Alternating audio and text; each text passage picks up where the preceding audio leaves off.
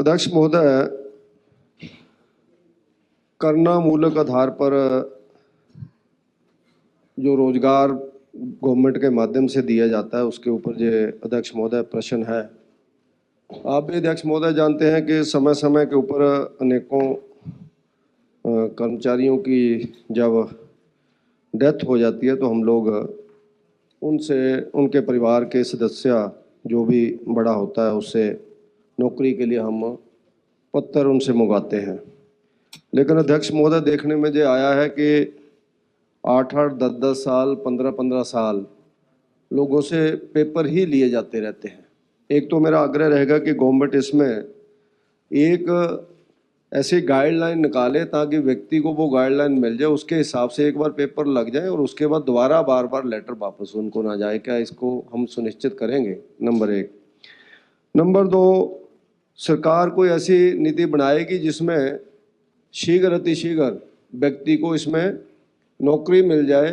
अन्यथा अध्यक्ष महोदय देखने में ऐसा भी आया है कि व्यक्ति बच्चा जो उनका है कागज बांटते बांटते अपनी पढ़ाई भी छोड़ देता है कि नौकरी मिल जाएगी, लेकिन बाद में लास्ट में परिणाम ये निकलता है कि उसको ना वो नौकरी मिलती है, ना वो पढ़ाई जारी रख पाता है, ना ही को टेस्ट देता है इसी आस में कि मेरा जी काम हो जाएगा।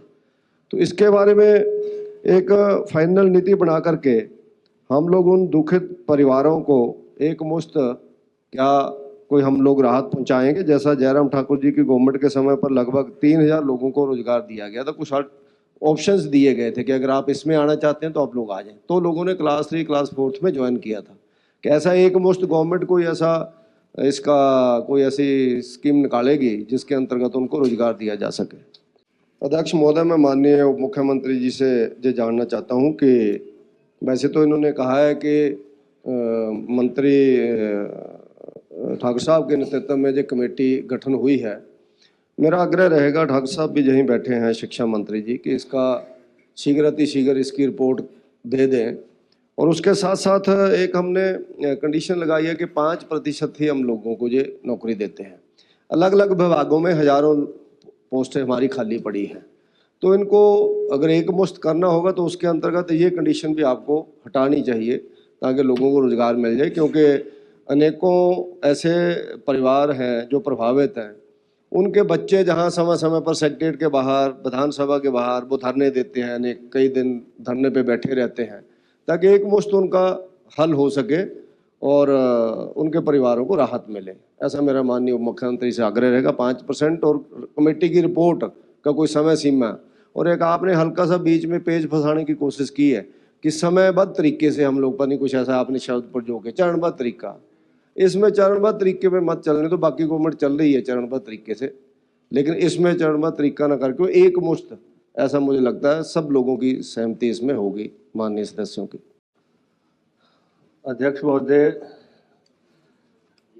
माननीय सदस्य ने नीति की बात की है और हमारे माननीय मंत्री रोहित ठाकुर जी की अध्यक्षता में मंत्रिमंडलीय उप समिति बन चुकी है और बहुत जल्दी उसकी रिपोर्ट आने वाली है।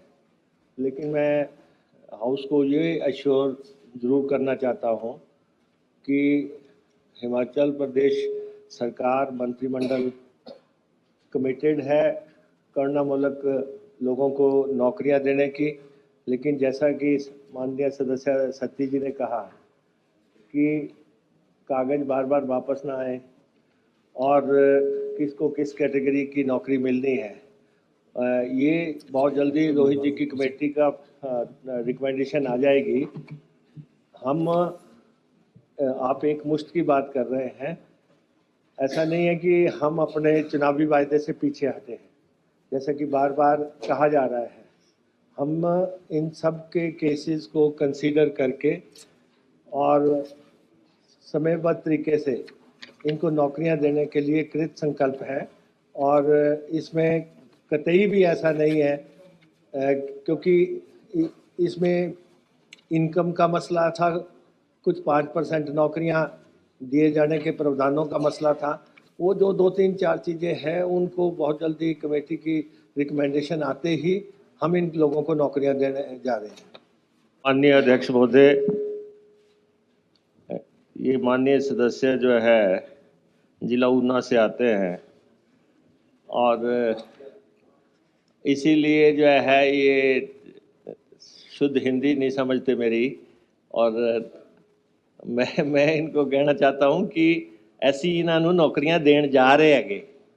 ये बिल्कुल स्पष्ट है, ये बिल्कुल स्पष्ट है, कैबिनेट का फैसला है, एक मुश्त नौकरी ही देने जा रहे हैं। मतलब कि कोई किंतु परंतु नहीं है इसमें, ये कमिटमेंट है और इनको हम नौकरियां देने जा रहे हैं। सिर्फ रोहित ठाकुर जी की कमेटी की रिपोर्ट का इंतज़ार चल रहा है, जैसे, और बहुत जल्दी आ रही है, और बहुत जल्दी। और कमेटी की रिपोर्ट कितनी देर में आ रही है, मंत्री जी यहाँ बैठे हुए हैं, ये खुद ही बता दें।